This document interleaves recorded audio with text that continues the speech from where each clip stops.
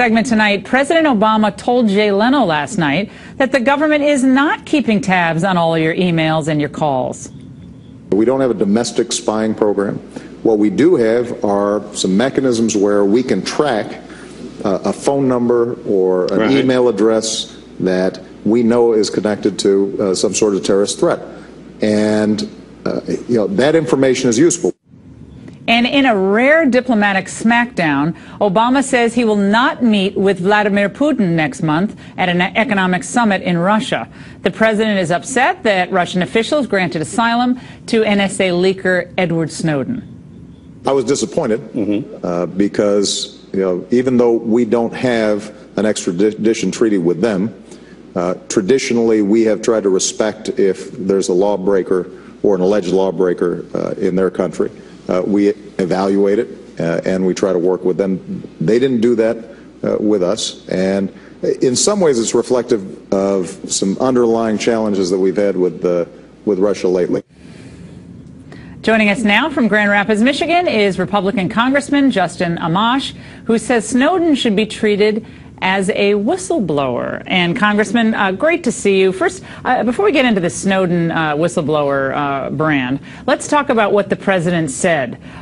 He said that there is not a domestic spying program in place last night on Leno. Was he telling the truth in your estimation? Well, thanks for having me on, Laura. I'd say that it was highly misleading. There is a program that the Director of National Intelligence has declassified, they've revealed it, that collects the phone records of every single American in the United States, regardless of whether they're connected to any terrorist threat. So when he says we're tracking phone records and emails of people who are just connected to terrorist threats, that's not true. Well, he's not the only one who's saying that, though, right? You know, your colleagues and leadership in the Republican Party and prominent Democrats are also saying that. From John Boehner to Mike Rogers to Peter King, all saying that someone like a Snowden is a traitor for revealing what he did, and that you all were briefed on these topics. You all should have known. You got the briefings. Maybe you didn't read them carefully or understand them. But that you guys were all up to speed on how the NSA operated in collecting this data. Well, that's total nonsense. And the issue of whether Snowden's a traitor or not, or a whistleblower, I think that's just debating semantics. He's a lot of things, and one of the things that he did was reveal an unconstitutional program that Congress did not know about. And the reason Congress did not know about it is because we did not get the briefings that were required. When you say we've had congressional briefings, or when they allege that, they put a stack of documents in front of you that are 200 pages long, and they say, go ahead and read it. If you don't know the terms of art they're using, if you don't know the specific definitions they're using, you don't even know what it means if you're going there, because they have differences between the word, for example, collect and acquire.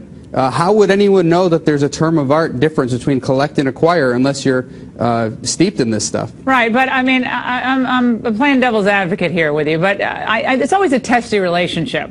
I remember going back to the last couple of years of the Reagan administration when I was just a little junior staffer. There was always tension between the Hill and the executive branch. And the executive branch always wants to withhold stuff from the Hill, or at least they're not thrilled about the cooperation sometimes. So isn't it incumbent upon congressmen to ask the questions that need to be asked and ensure that the breadth of this program isn't beyond what was originally understood? And I know Jim Sensenbrenner shares some of your concerns on how the Patriot Act is being applied. Absolutely, and I voted no on the Patriot Act when it was up for reauthorization because I did not feel comfortable with the answers we were getting. But the problem is when you go to these briefings, you ask questions, unless you phrase it in exactly the right way, you don't get the answer you need. And this is coming from both administration officials and Intelligence Committee officials. And if you don't know what to ask, it's hard to find out the information. If there are other secret programs going on, it's impossible to ask the question that gets the right information, because you have to ask it in precisely the right way. So for several years, the NSA has been, in your estimation, pulling the wool over the eyes of members of Congress on purposely misleading you? I think there are members of the Intelligence Committee intelligence committees who are aware of it, but I think rank and file members, yes. there was an effort to keep information from us. And in fact, just last week, we had information that a classified document was going to be made available. They told us the day before, and they sent it through an unusual channel where nobody would really see it. My staff happened to find it. Everyone who attended the meeting that I talked to attended it because I told them that there was a briefing going on. They didn't actually know there was a briefing because it was put out there in such an invisible sort of way. And Congressman, I think the policy debate needs to be had, and it's a really important one. The public's really engaged on this issue, on surveillance nation, and I think it's a good debate. The question of constitutionality, whether this is unconstitutional, that's a lot trickier, and I'm not confident that the court would necessarily say this was unconstitutional, given the fact that the duration of calls, that doesn't really meet the Fourth Amendment scrutiny. I don't think, but we'll see. We'll see how that goes. I think the court would hold it unconstitutional if this came up. We'll have to bet dinner. We'll have to bet dinner on that. But Congressman, great to see you. All right.